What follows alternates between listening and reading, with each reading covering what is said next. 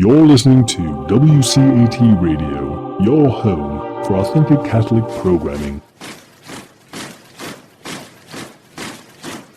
Hello, and welcome to another edition of St. Paul's Letters to America. I am your host, Ray Gerard, and this is the program where we ask, well, what if St. Paul were alive today?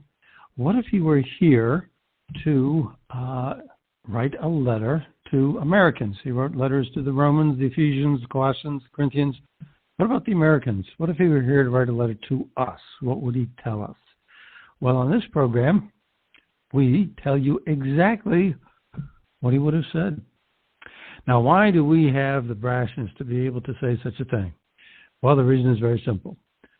We just simply use the letters that St. Paul wrote to the Romans, the Colossians, the Ephesians, and the Corinthians. Why?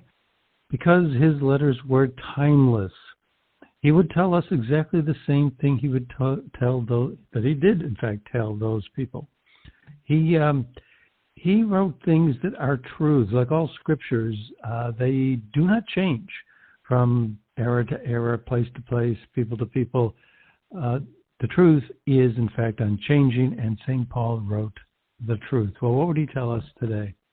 Well, today he would write to us this: the demands of the law are written in their hearts, while their conscience also bears witness, and their conflicting thoughts accuse or defend them on the day according to my gospel, when God will judge people's hidden works through Christ Jesus. The demands of the law are written in their hearts. Why would this be something that is important for Americans to hear from St. Paul today? If St. Paul were walking in the streets, or if he were to actually write a letter from heaven, let's say, and he said to Americans, the demands of the law are written in their hearts, why would that be such an important thing for us to hear today? Why would it be such that would carry so much weight if we understood it was actually coming from St. Paul? Why would we all of a sudden set up and take notice to this sort of thing now? Well, the answer is simple. There is a lot that we need to understand about the law today. What kind of law? Where does the law come from? What can we understand as the law? Is the law important? Do we need to be ruled by the law? That is currently a very highly important matter, because, in fact, this country today is suffering from, and the title of this program is, lawlessness. There is a good amount of lawlessness that we are encountering, and we find it in more than just simply one area. In the news recently, there's a lot of it on the TV. 24/7, you basically see on all the major cable news networks all of these stories, basically nonstop, of rioting in the streets of America. There was an incident recently in Minneapolis, Minnesota, where a black man was killed at the hands, or in this case, the knee, of a white police officer. This black man was handcuffed. He was on the ground. The white officer had his knee on this man's throat. The black man pleaded for his life. He said, I can't breathe. This did not affect the white police officer. This did not affect the officers standing around. Nobody did anything. This man was literally strangled to death. He was pleading, I'm dying, and nobody cared. Nobody cared.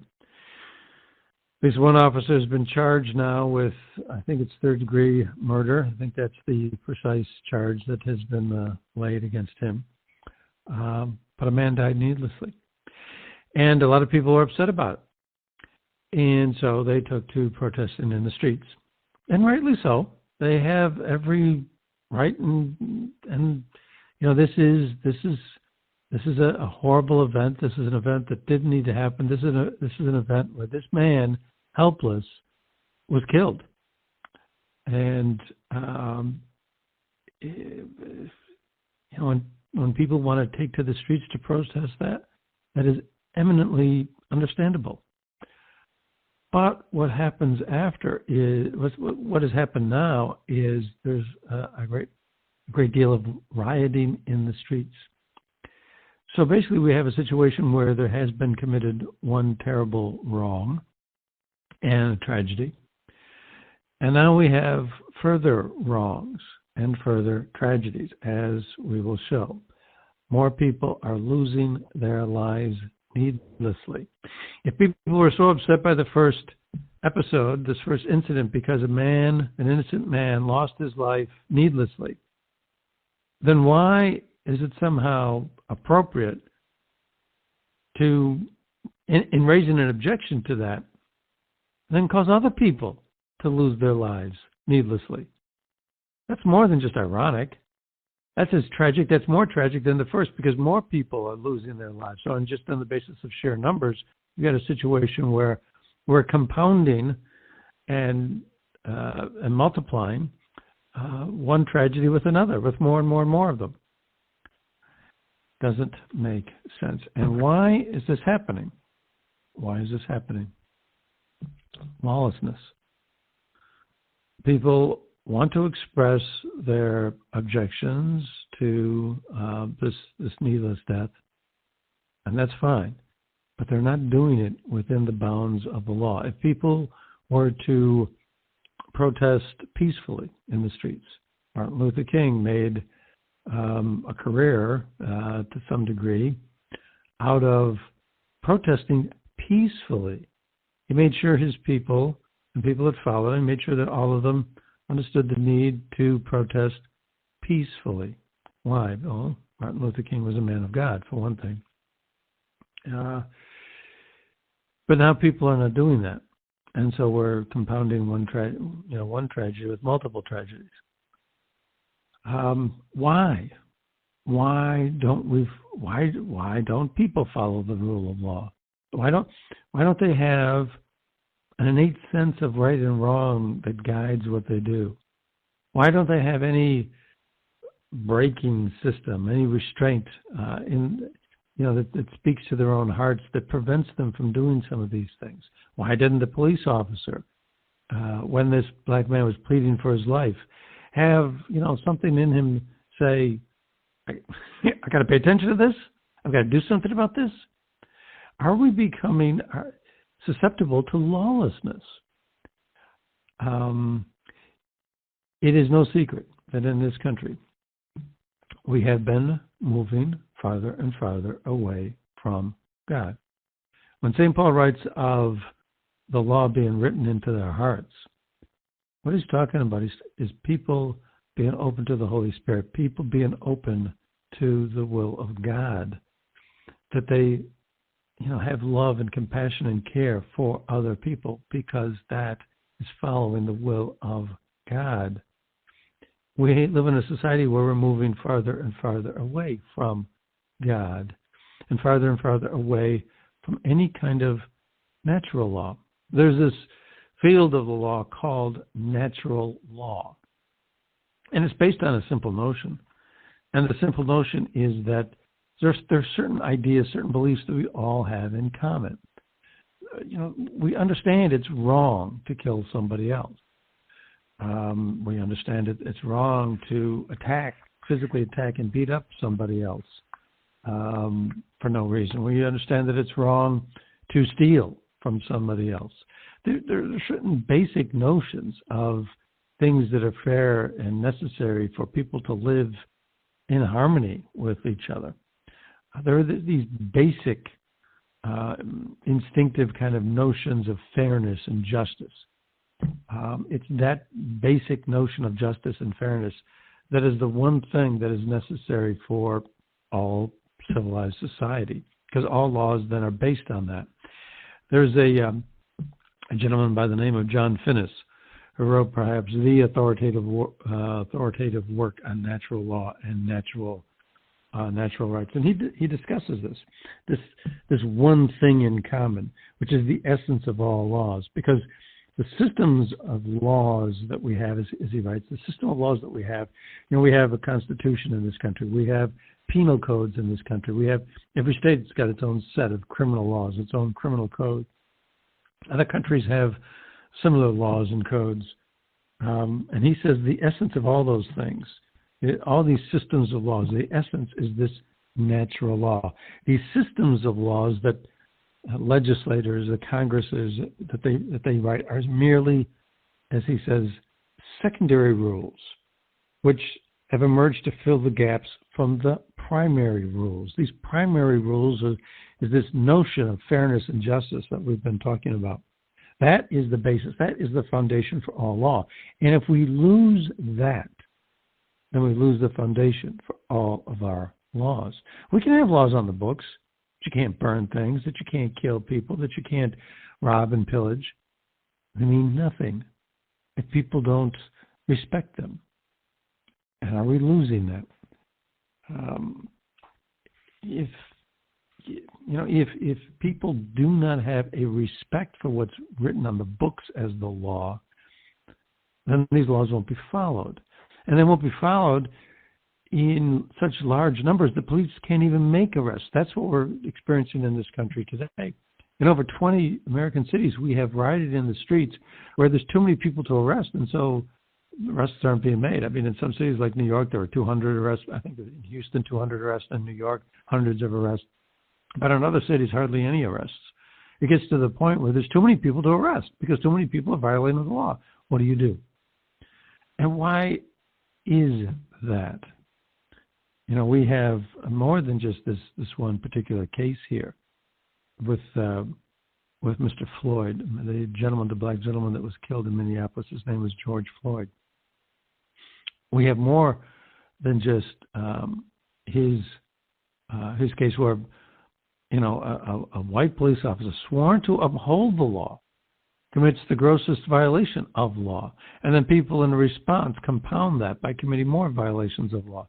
Well, we have more than just this one episode. That's bad enough, but it's not an isolated occasion. We have more than just that one incident. For example, we have what's being disclosed as people in the government violating the law. We have a situation, it's been well known, a lot of press stories about it, where the FBI obtained a warrant against a man by the name of Carter Page. And what's being disclosed now, there are documents that are being released now that shows that people in the FBI, again, sworn law enforcement officers, knew they were violating the law and they didn't care. We have incidents where governors of a lot of states around this country are issuing edicts about what people can and cannot do. And they're going beyond just, a concern for a health emergency that's facing the country with the coronavirus. They're telling people, you can go into this store and you can't go into this business, but you can't go into this business establishment. You can go into the Walmart, but you can't go into a church. You can buy certain things in a Walmart, but you can't buy other things. You can go out in public, but you can't go out on your boat. They're making they're passing these. They're issuing these edicts with breathtaking swiftness and breathtaking comprehensiveness. They're affecting all different facets of people's individual lives in a way that would not be imaginable a few decades ago. They are telling people that they cannot exercise certain freedoms. Just individual governors, single solitary people. Now, these are not laws coming from legislatures. I mean, what if a governor were to say, well, we've got this coronavirus, we got a health issue. Tell you what, I'm going to, on an emergency basis, I'm going to tell people that you can't go out in public, you can't do this, you got to stay at home, and we'll do this for 2 weeks to give the legislatures time to pass a law, because that's how we do things in this country. We have the Congress and the legislatures of individual states make laws. Individual people, governors and executive officers, don't make law. They enforce the law. But we're not doing that. They're not saying, well, I'm only going to do this on an emergency basis, on a temporary basis, because this is an emergency, until there's an opportunity for a law to be made. No, a lot of people are just happy with letting these governors do all these things. Why is that? Where is the respect for law? We see this, for example, in other areas as well. Perhaps better cases involve voter identification. A lot of states have been passing these laws where now we don't need people to prove who they are to vote. Is that lawlessness? Is that a lack of respect for the law? We have a lot of people saying, well, it doesn't matter if you come into this country illegally. It doesn't matter. It's fine. Is that a respect for law? We have instances where in a lot of states now, like for example in New York, people are being released out of jail because they can't afford bail. Bail is not fair. So people come in, they get arrested, and then they get released. People that are being released without bail who are charged with varying degrees of murder. I think third-degree murder. I think that's eligible in New York for release without bail. So what is the incentive for somebody to come back and actually stand trial if we didn't even have to post bail? We have, with regard to the coronavirus situation, a lot of people being released from jail, period. They're just being released from jail, opening the doors of the jails. And a lot of these people are sexual offenders, child sexual offenders and such. And we're saying, justification for this release of all these prisoners is that, we could endanger their health if they have to stay in jail. So it's not fair to them, so that we let them out. Well, what about the endangerment to the health and the welfare of the people when these criminals perhaps get out and perhaps they do other crimes? Where is that weighed in the balance? Is there a proper, is that respecting the law in these cases? We can debate whether or not in any one of these particular areas, whether the decision, whether the policy position that's taken is in fact the right one or not the right one. But they do show a trend that things that we regarded as the law in the past, we no longer really care to regard as a restriction. We're relaxing the criteria for letting people out of jail. We're relaxing the criteria for people to come into this country and vote in this country. We're relaxing the criteria for single people acting like kings to actually make what is in effect laws with sweeping authority that impinge with breathtaking the constitutional freedoms and rights of people. That's being done by single solitary governors. And then, of course, we have this George Floyd case. And we've discussed in some detail what happened in his case. And it deserves more discussion. But beyond that, we have what's going on now in response to it. And if you've seen any of the videos of what's going on in the streets, I don't think you can describe it as anything else but lawlessness. The governor of Minnesota for several days did not try to quell these riots.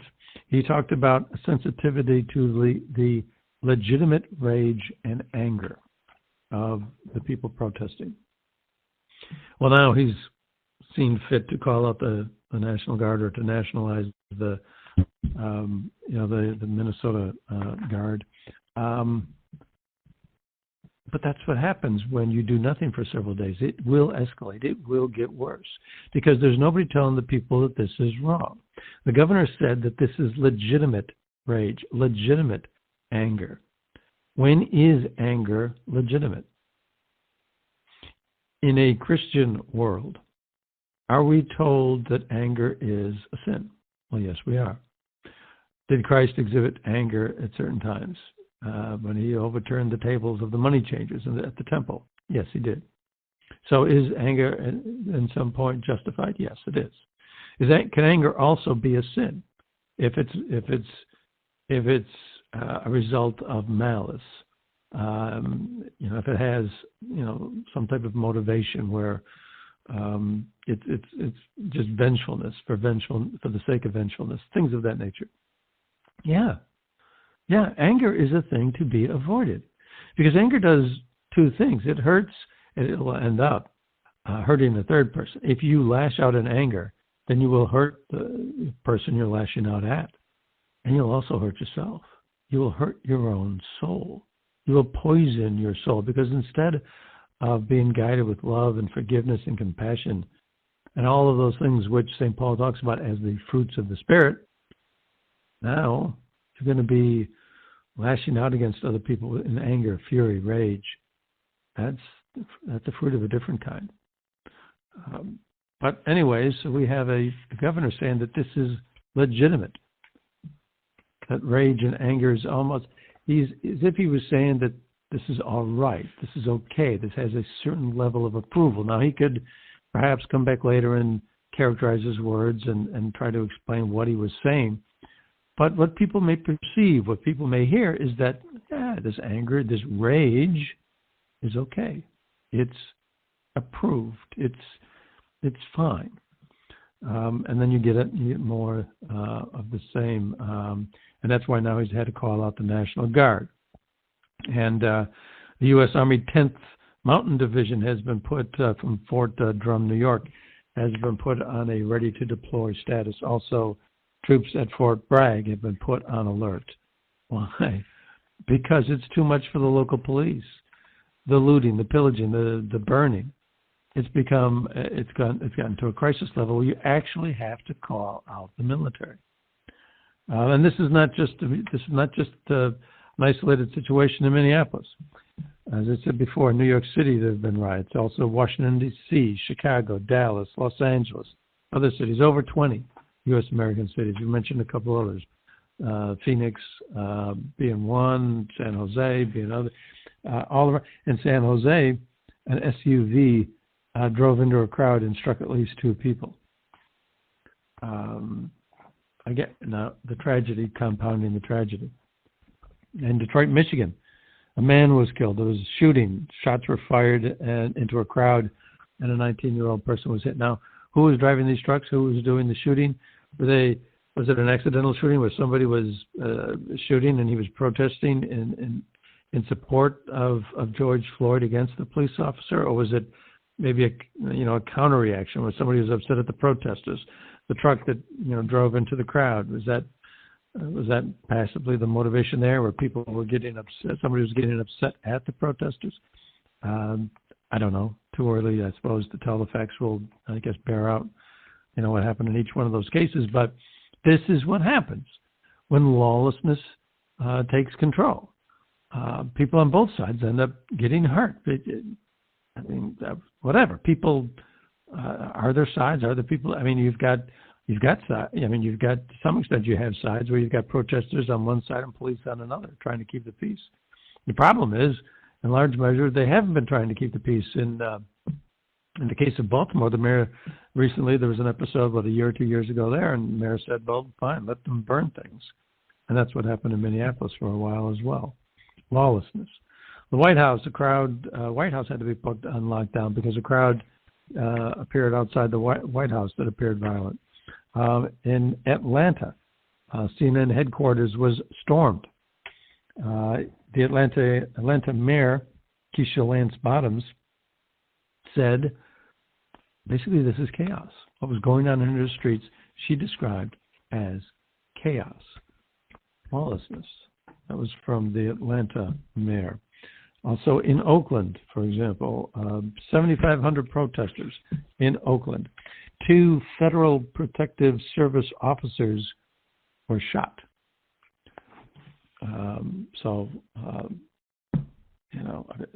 Anyway, these people were shot, and one of them has died.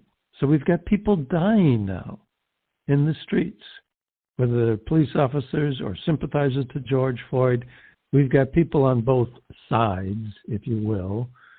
We shouldn't be taking sides. There shouldn't be sides at all. But if we want to use those terms, then people on both sides are being killed. Tragedy compounding tragedy.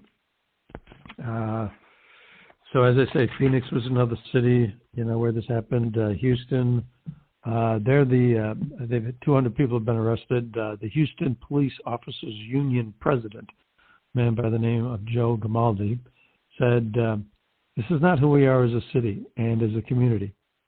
We will protect your right to protest." That is an American tradition, the right to protest. This country was founded basically by people protesting against foreign controlling authority.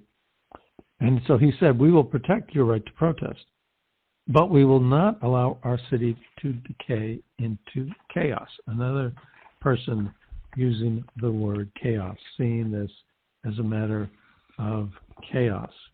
In Portland, they've declared a state of emergency there. There have been at least 3 shootings there. Fires have been set. Storefronts have been smashed.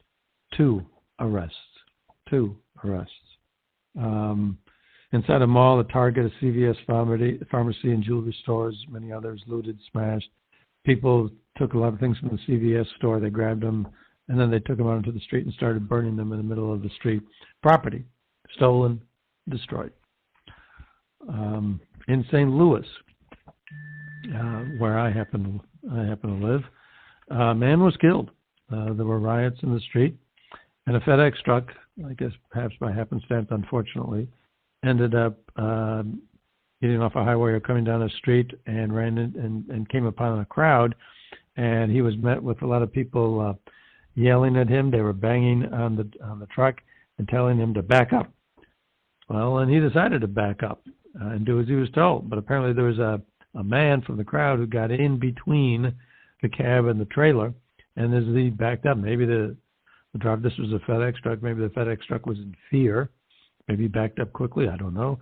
Anyways, a man got caught and then he was dragged by this truck. Could have been an accident. It seems like it, on the surface, it seems like it was an accident. But he was dragged by this truck to his death. Tragedy, compounding tragedy.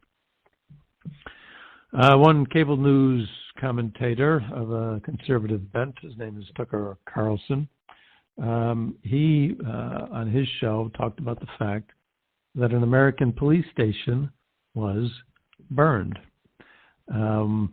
There's a case where in Minneapolis, I think it was the 3rd precinct, there were a large number of protesters gathered outside, and the police were ordered to abandon the station. The police surrendered to the protesters. They left the station. The protesters stormed the station, ransacked it, and then actually burned it. So, a police station actually attacked. A symbol of law and order, a symbol of law enforcement, a symbol of lawfulness, because the people that live and work work in that police station are the people that the rest of the community depends upon, that everybody in the community depends upon to protect them. The police themselves were attacked. They weren't there, but their station, the symbol of the police themselves, attacked, burned. What are the people saying when they do that? They're obviously saying that all police are bad, and to some degree. They're lodging a protest against the police, an objection against police per se. The policeman in Minneapolis who committed this crime is now being prosecuted by the same law enforcement officials and agencies that we rely upon to protect us. This man is being charged, this police officer is being charged with 3rd-degree murder. I don't know if he was arrested by other police or he came in on his own or surrendered himself to authorities on his own, but what have you. If he tried to flee, other policemen would arrest him. That's what you do with a police officer that commits a crime. Police officers are not immune to being prosecuted. If they commit crimes, they're going to be, hopefully in all cases, sadly, I'm sure that's not the case, but hopefully in all cases they get prosecuted. But this police station was burned. This is as loud a statement as loud.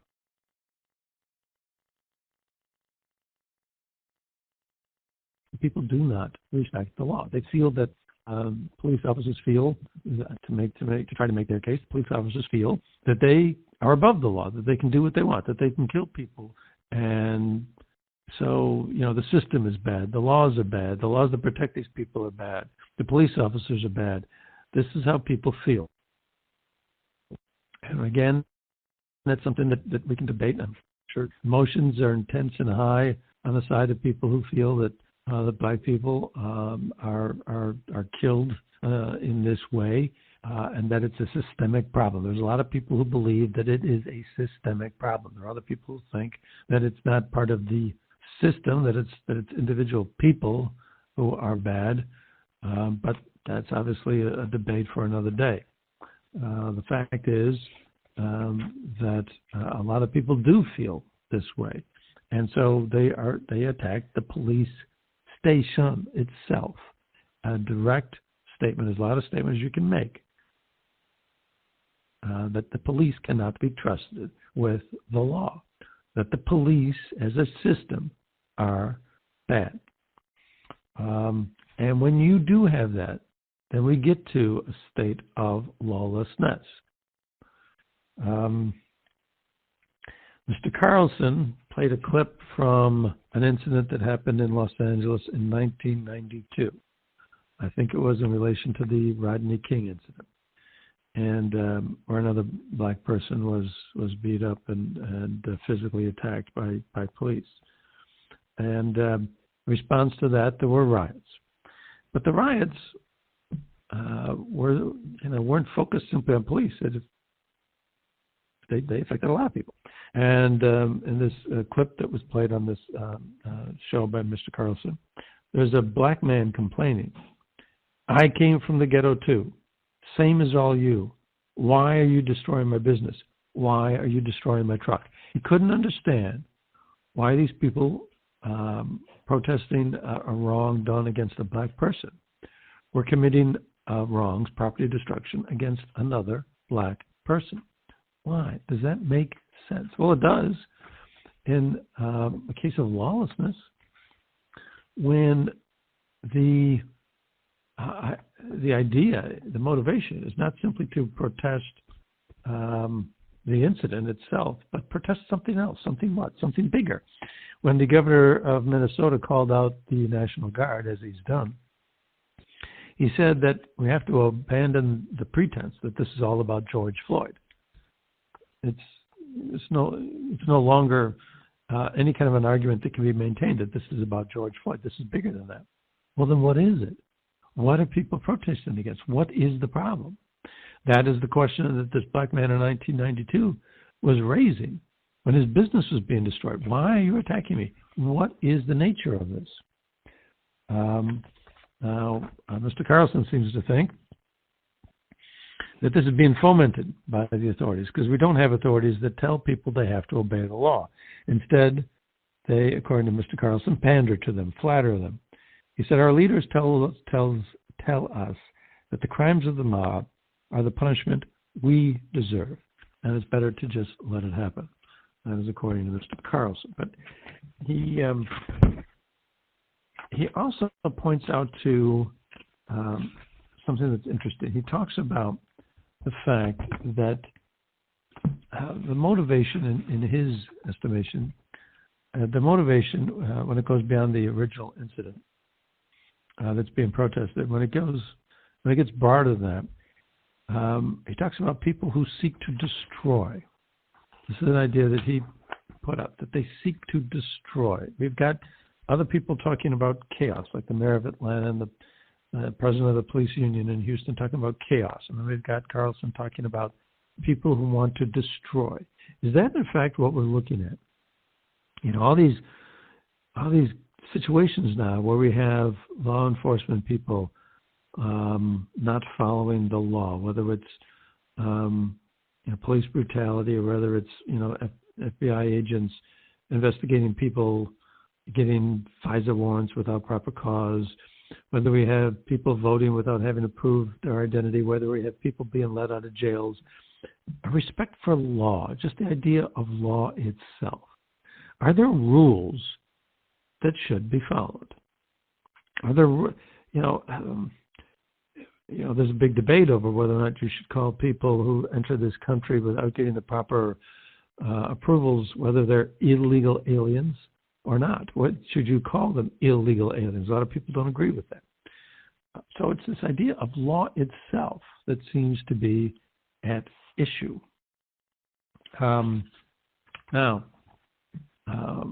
We also have people like Elvita King, who's a niece of Martin Luther King Jr., who said that we must have calm and faith.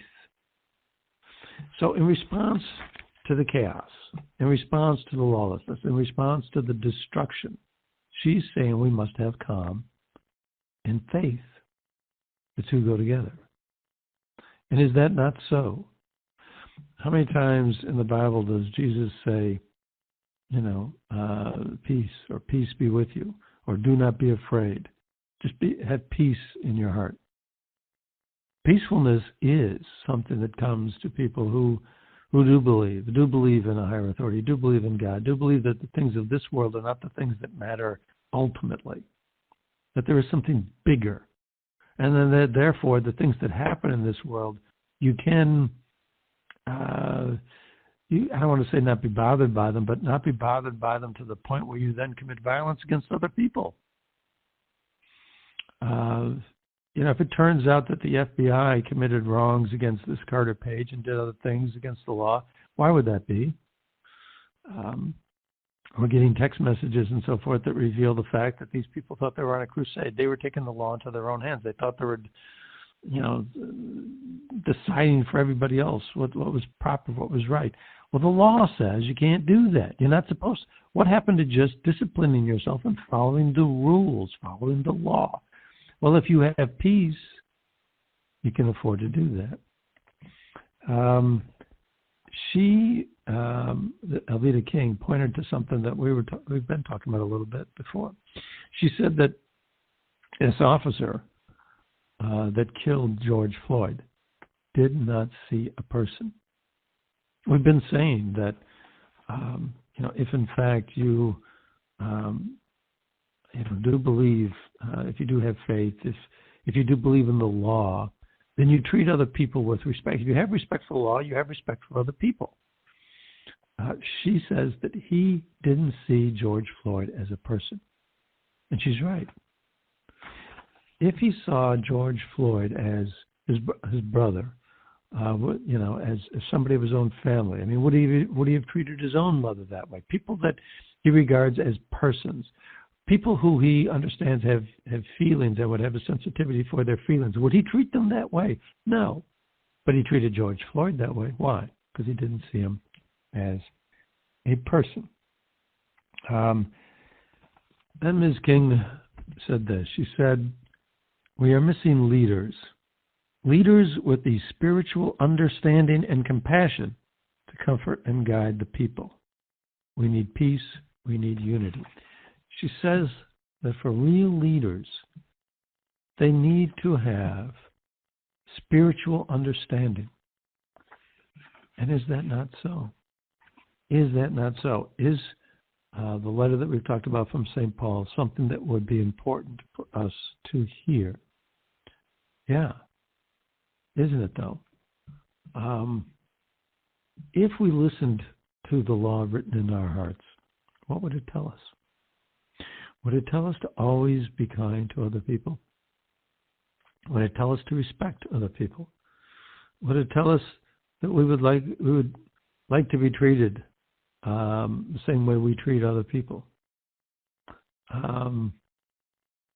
Would it tell us something about just basic fairness and justice? And if we listened to that voice, would we then say it's okay for people to burn? Would our leaders tell us, well, it's legitimate rage, let it burn. Abandon the police station, let it. If they want to burn it, okay, they can burn it. Really? Would that be what we would understand? If we had spiritual understanding, don't our leaders understand that when people burn and destroy, they're also hurting themselves. They're hurting other people and they're hurting themselves. No good comes from this.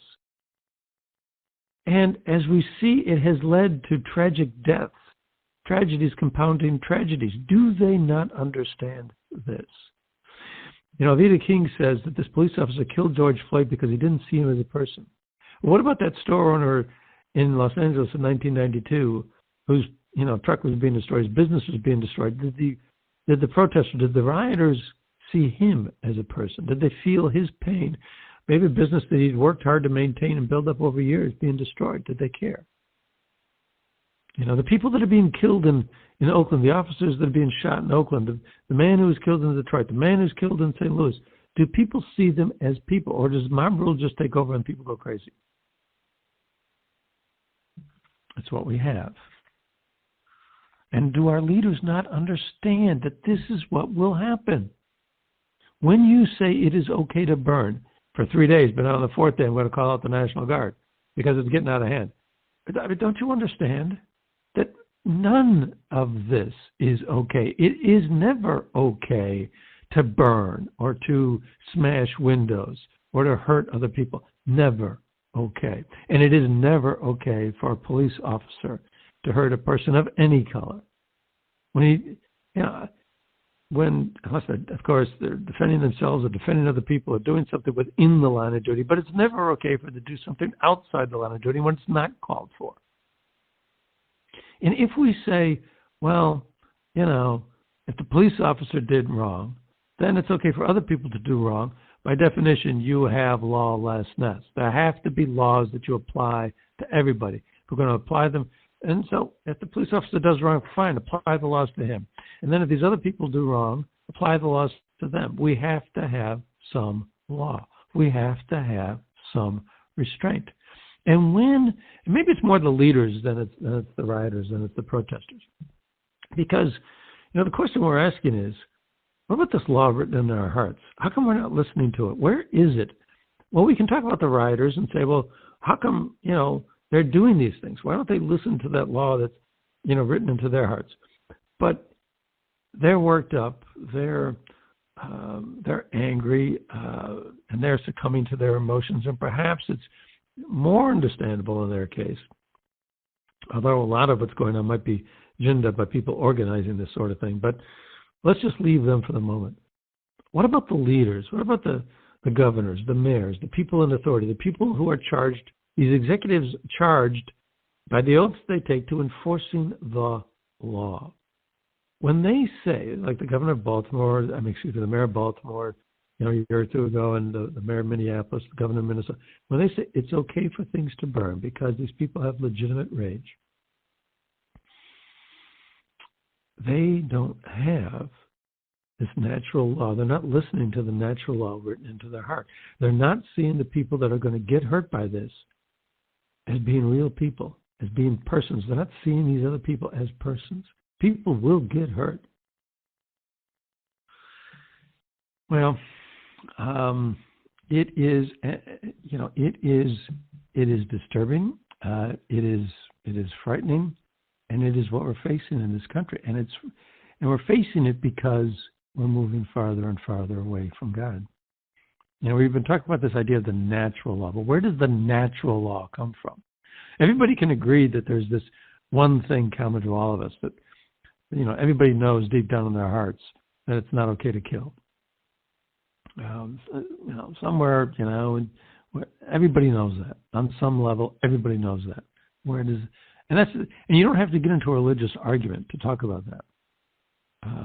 People will say, well, it evolved as we learned to, live with one another in society, that it was something that was born of practicality, that it came about for this reason or that reason. And you don't have to get into the religious argument to admit that, in fact, there are these universal, basic, fundamental norms of some kind of, justice.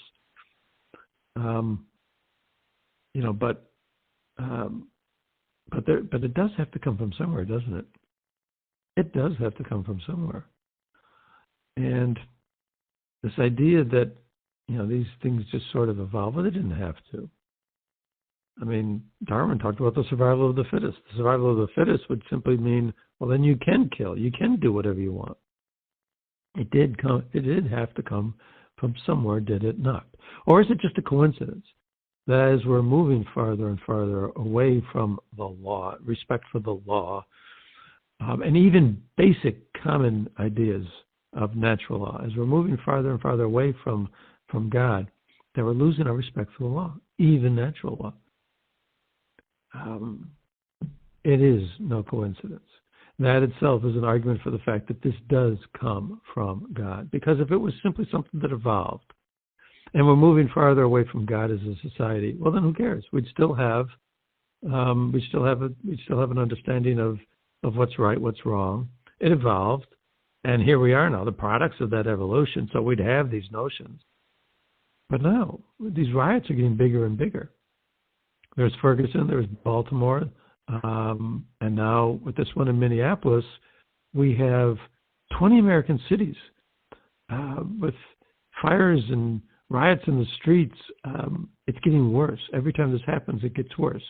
Is it just a coincidence that as a society we're taking God out of schools? We're telling people you can't go to church when the coronavirus. You can go to Walmart, but you can't go to church when there's a coronavirus going on. And then so many other different ways, we're trying to take, God out of society now. Is it just a coincidence that this is happening at the same time as our respect for the law is going down? As I say, that is an argument. It is not a coincidence. That is an argument for the fact that this is coming. That the basic notion we have of being good to other people comes from God. And of course, and why wouldn't it? Why shouldn't it? We were created by Him in His image. Why shouldn't it? If you like movies, there's an old Western movie called Chisholm. It stars John Wayne, and of course, a lot of people aren't necessarily fans of Mr. Wayne. But at the end of a movie this movie that he did called Chisholm. At the very end of that movie, and it dealt with the Lincoln County Wars, with Billy the Kid and so forth. There was basically a time of lawlessness. And it was basically this big range war that took place back in the Old West. And at the very end of the movie, after a lot of people have been killed and a lot of lawlessness had taken place, there was a conversation where a friend of Mr. Chisholm, a guy by the name of James Pepper, the character in the movie was a guy named James Pepper. And he's talking to a woman. He says, there's an old saying, Miss Sally, there's no law west of Dodge and no God west of the Pecos. And then he asked Mr. Chisholm, isn't that right? And Chisholm replies, wrong, Mr. Pepper, because no matter where people go, sooner or later, there's the law. And sooner or later, they find God's already been there. Sooner or later, they find the law. Even in the Old West, even in the place where it was considered, a very lawless place, they find the law. Why? Because it's natural. Because there are certain basic legal principles that everybody has to obey if we're going to have any kind of a society that doesn't end in self-destruction. Basic natural law. And sooner or later, even in a lawless Old West, they'll find it. And when they find it, they'll find that God's already been there. Why? Because he's the basis for that kind of natural law. So this is this is maybe what we can understand from all these riots. I mean, you see all these things on the TV, and you can say, well, why is this happening? Why are things getting so crazy? Where is this coming from? Is there more here? Some people are hinting at the fact that there's more here. The governor of Minnesota is hinting at the fact that there's more here than just being upset over this incident, this tragic killing of George Floyd. There's more involved here. Why? What is it? There's this bent towards destructiveness. Where's it coming from? Where's the anger? What's it got to do with? There is a gentleman by the name of Igor Shafarevich, and he was a Russian mathematician, and he wrote a book called The Socialist Phenomenon. And what he talked about was the fact, and he studied socialism, the idea of a communal state, people being organized by the state. He traced its origins way back, ancient cultures, to the ancient Greeks and before the Greeks, and he found certain things in common of all of these cultures. And there are things that are in common from those ancient cultures and the philosophy espoused by Karl Marx and Engels, the philosophy that's been tried now in the Soviet Union, the same principles that govern people who are in favor of socialism here in America. And we're seeing a lot of tendencies in that regard. And what he talked about was the fact that there's built into this socialist way of thinking, there's a desire for destructiveness. There was a early Russian revolutionary by the name of Bakunin, and he wrote The Principles of Revolution. And he said that in accordance with strict necessity and justice, we must devote ourselves wholly and completely to unrestrained and relentless destruction, which must grow in a crescendo until there is nothing left of the existing social forms. Destruction is necessary for revolution. We're going to fix everything that's wrong with society, and to do that, we have to have destruction. And then he said, though we do not recognize any other activity besides the task of destruction. What a statement to make! How could you not? And because he felt that the people that would come after would do the creating, but the only thing he had to do was destroy things. The revolution, he said, blesses everything in equal measure in the struggle. Blesses everything in equal measure in the struggle. All tender and gentle feelings of kinship, friendship, love, gratitude, and even honor itself should be choked off in the revolutionary's breast by the single cold passion of his revolutionary task. He is not a revolutionary if he has pity for anything in the world. He said creation must not be the task of the revolutionary, but the task of those pure forces that will come into being in the days of renewal. The loathsomeness of modern civilization in which we have grown up has deprived us of the capability of building the paradise-like structures. Because we're so corrupted by modern society, we're not capable of creating. The only thing we're capable of is destroying. It's because it's the fault of society that has corrupted us to such an extent that we cannot create. We can only destroy.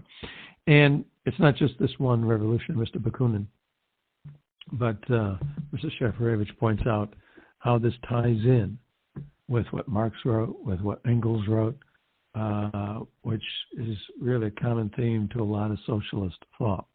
And of course, socialism does not leave room for God. We've talked about that in other places on this program. It can't, because it cannot tolerate something higher than the state. It is secular. It is humanistic. It is opposed to anything above this earth, anything above us. And so, again, is this just simply a coincidence?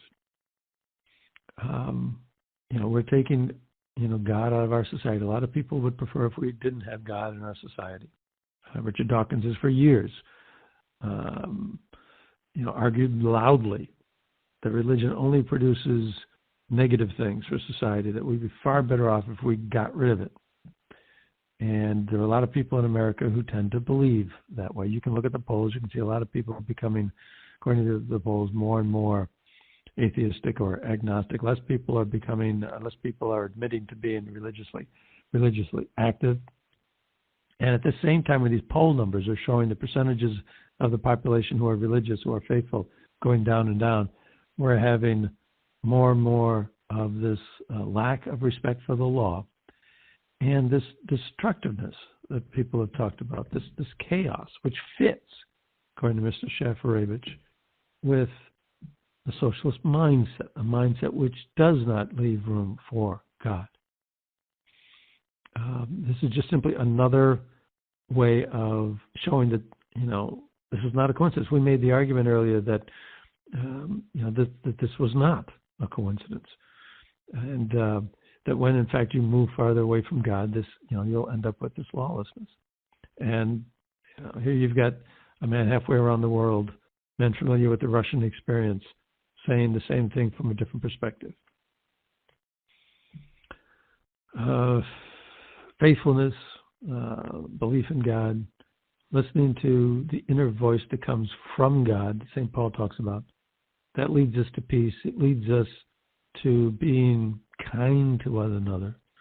And if we divorce ourselves from God, then the opposite happens. If you're trying to understand what's going on in the streets of America today in over 20 American cities with all of these riots that are going on day after day, and you're trying to make sense of it and figure out, well, why is this happening? The answer is very simple. The answer is simply that we are moving farther away from God. And if we want to return to a place where, or just get to a place, perhaps for the first time, where there is more peace, there is more respect for other people, where people see other people as real persons. If we want to improve our society, then we need to get back towards God. We've got to listen to St. Paul, where he says, listen to the voice of listen to the law that's written into your heart. Listen to that voice that is speaking to you, the voice of the Holy Spirit, the voice that comes from God. If we listen to that voice, America would be a better place. That message, if St. Paul were here to give it to us today, would be one that we sorely need. We hope this has been somewhat interesting, somewhat provocative. Perhaps we've helped you to look at something from an angle perhaps you might not otherwise have. So we hope that it's been interesting, and we hope you join us again next time. And until then, we wish you God's best blessings. Thank you.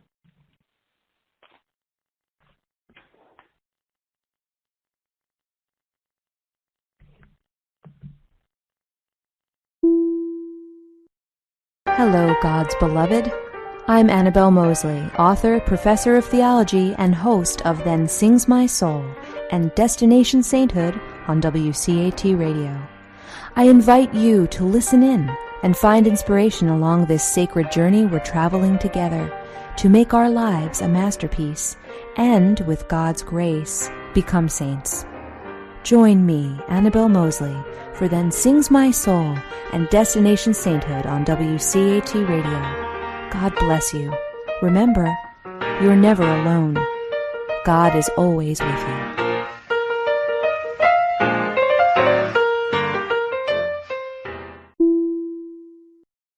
Thank you for listening to a production of WCAT Radio. Please join us in our mission of evangelization. And don't forget, love lifts up when knowledge takes flight.